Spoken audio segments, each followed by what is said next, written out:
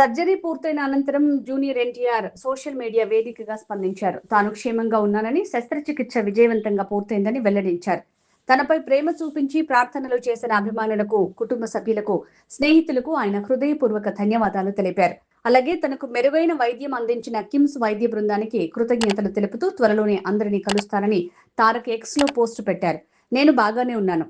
మీ అభిమానమే నా బలం. సర్జరీ తర్వాత junior NTR first post. Junior NTR భుజానికి శస్త్రచికిత్స అయింది. హైదరాబాద్ కిమ్స్ హాస్పిటల్లో బుధవారం ఆయనకు విజయవంతంగా సర్జరీ జరిగింది. ఈ విషయాన్ని హాస్పిటల్ వర్గాలు హెల్త్ బులెటిన్ ద్వారా వెల్లడించాయి. ప్రత్యేక వైద్య నిపుణుల బృందం ఆయనకు ఆర్థోస్కోపిక్ సర్జరీని నిర్వహించినట్లు తెలిపారు.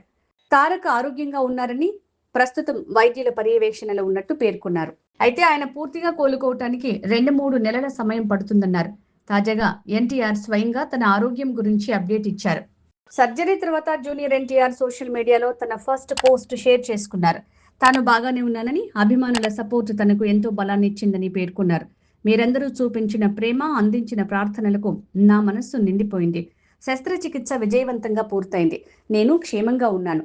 నాకు చికిత్స అందించిన కిమ్స్లోని అద్భుతమైన వైద్య బృందానికి నా హృదయపూర్వక కృతజ్ఞతలు.